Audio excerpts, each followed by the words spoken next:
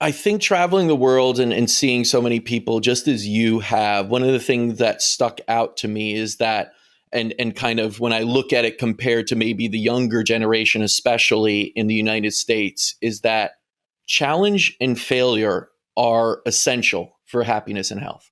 And Yeah. that sounds weird, but like, hear me out for a second in that, every generation before us had serious challenges, World War II, like just, different types of calamities happening, like all sorts of things that really pushed you and made you look at life a little bit differently and appreciate it and really enjoy every second and place family first. I talk, my parents came from Poland and, my grandparents lived through World War II. Like just the other day, my parents were telling me, I never knew this story, but my grandfather on my mother's side dug his own grave twice while having a gun held to him and escaped because the Germans were taking a smoke break, right? So imagine having to dig your own grave thinking you're going to die, not once, but twice. And what that does to you when you escape and then you get to live life again. Like you appreciate it. You love it. You love your family so much. And it's not to say you don't have problems and everything. And he did. He had health problems and all this. But what I'm saying is that those types of challenge, it doesn't have to be that. That's an extreme, like kind of measured there. But challenge and then also the failing. Like we're afraid to fail. We want everything handed to us and like not to fail. It's like failure makes us stronger. It teaches us so many great lessons.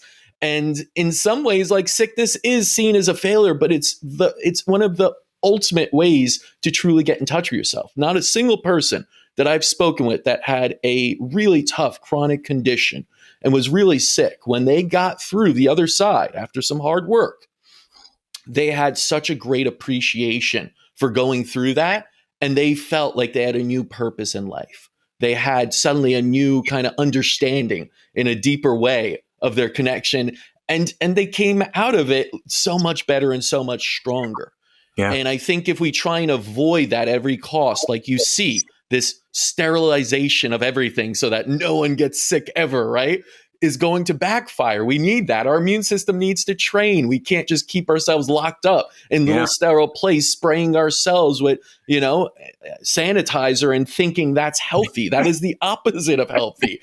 Our immune system's literally like, what the hell, guys? Like, you're going to catch a regular rhinovirus cold, the weakest like one, and we'll die from this now because we're not prepared and we haven't challenged ourselves and we haven't allowed ourselves to fail. It's like sometimes getting sick is actually just boosting us up in a way if it's acute, if we can handle it. Because as we know, stress makes us stronger. You get this. You go to the gym, you rip up your muscle, you're in pain a lot afterwards. What does it do? It builds back stronger.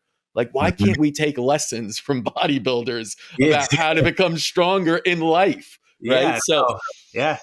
So when I think about like what's going on right now and so many people, and I see people like lathering up in like sanitizer. And again, I don't blame them. I think they're in a state of fear and they don't know any better. Right.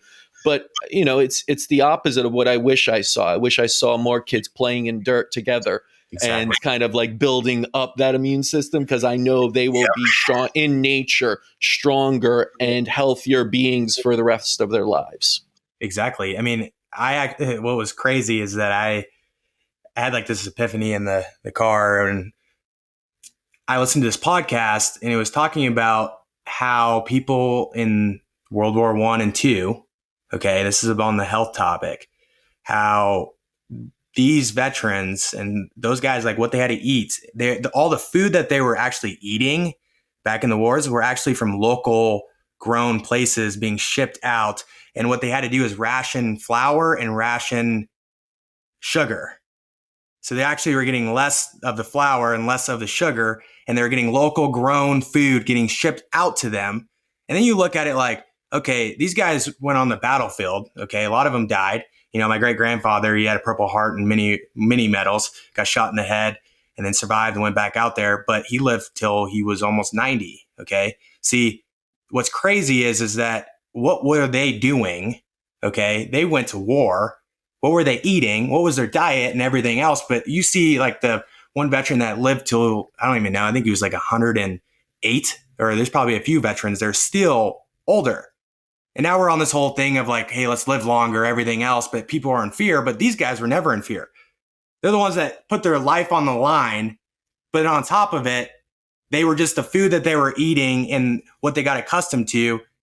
I'm like always curious of like what those people were doing for their own health, where we're at in modern society, and how we're in fear of this and this and this. And exactly to your point about kids playing in the dirt, strengthening their immune system. I think that that's one thing that people need to like kind of hone in on and focus on. So we've gone backwards from those days of our generations before, the greatest generations, and what they did was really the opposite of what we do now, right? Exactly. They were out there, they were hustling, they were moving their bodies a lot. There was a lot more like industrial use of people and, outdoor stuff, and they were stressed. They were put in positions that were incredibly challenging, incredibly stressful, but just like an amazing workout is incredibly stressful, they built stronger because of it. And those challenges made them appreciate life more.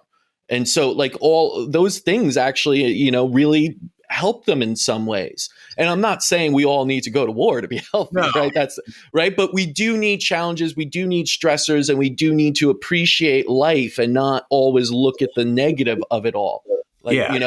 And I know that's really because I'm on social all the time and I'm posting about stuff like, oh, this isn't cool in the world right now, and this looks like we're going downhill. But we live in such an amazing time right now, right? Where we have everything at our disposal. We're talking from across the country right now and happy and like and we could get whatever we want whenever we want it. Like, yeah, there are problems and we should absolutely, address those and look to help those in need. But let's also count our blessings every day for living in this time and where we are in a free country and all these things. For as bad as it is, it's really great time to be alive. It's, you have the least amount of like crimes and wars and all these things. And we need to just like truly be appreciative, truly like, connect with nature that gives us so much again. It's like, those are like the simple things. Like people always ask me like, oh, what's the cool thing in medicine? Like you're looking forward to like this and that. I'm like, I don't know. I want us to go back to the days where we just go outside more and, hug each other and appreciate and say, I love you, even if we don't agree.